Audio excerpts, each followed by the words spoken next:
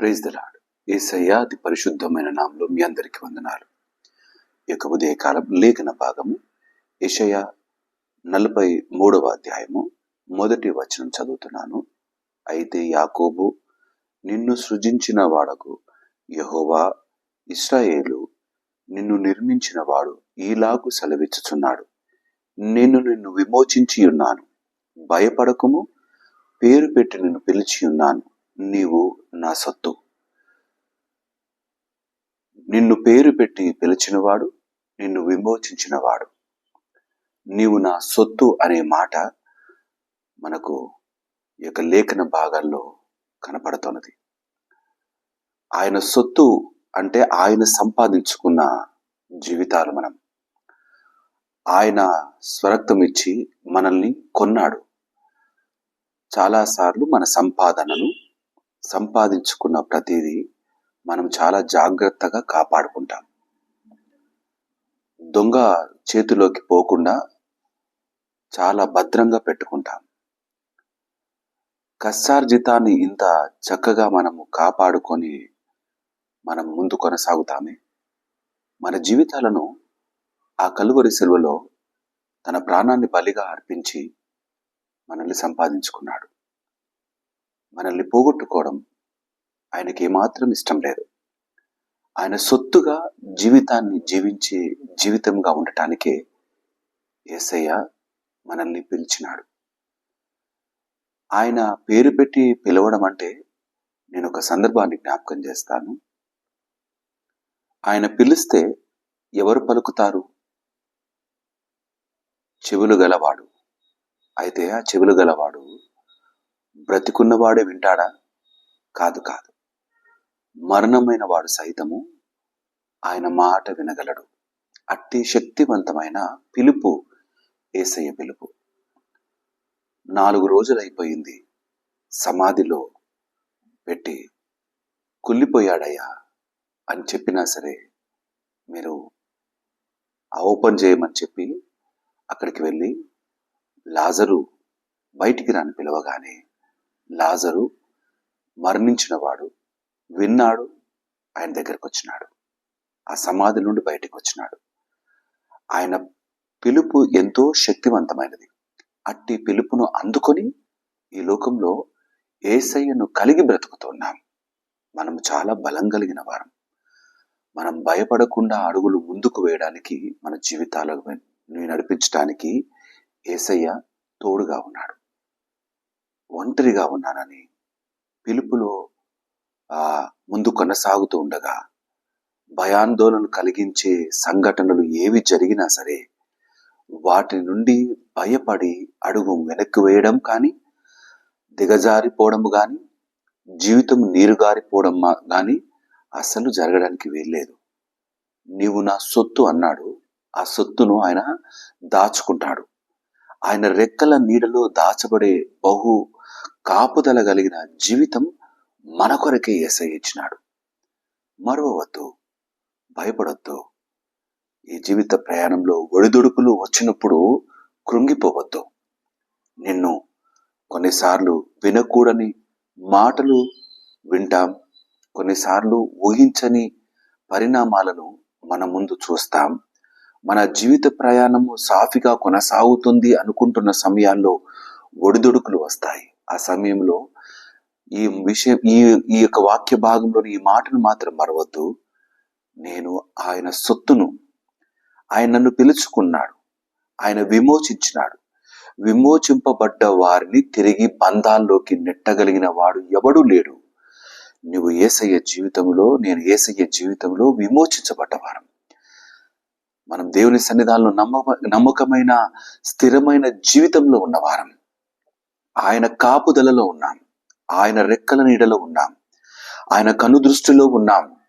మనకి ఏ కష్టం వచ్చినా, ఏ నష్టం జరిగినా ఆయన ఊరికే ఉండేవాడు కాడు.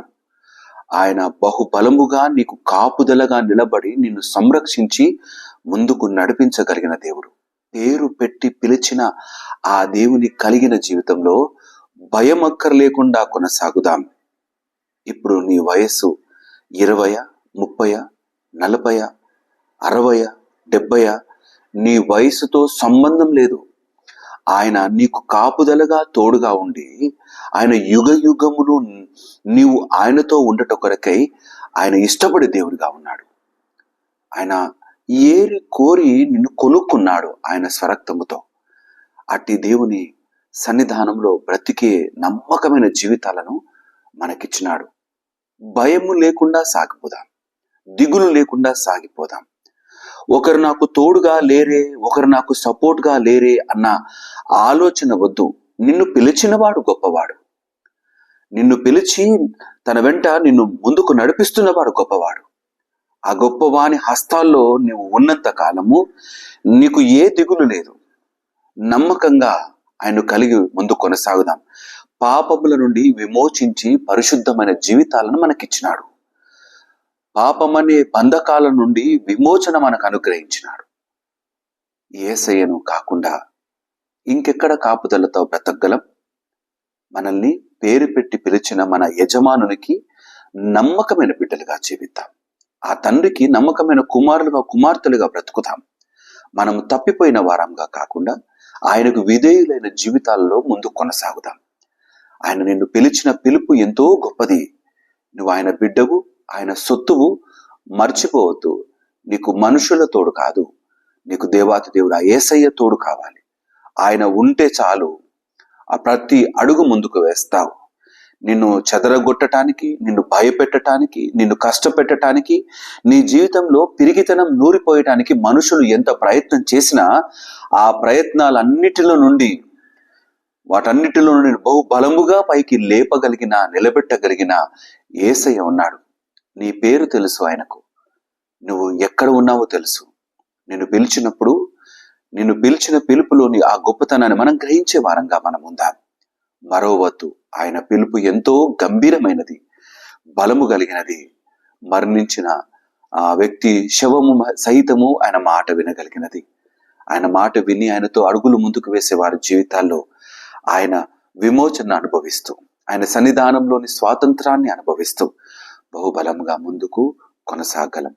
ఇటు నమ్మకమైన జీవితంలో దేవుడు మనలందరినీ స్థిరపరిచి నడిపించును గాక. ఆమేన్. దేవుడి యొక్క మాటలు దీవించి ఆశీర్వదించును గాక.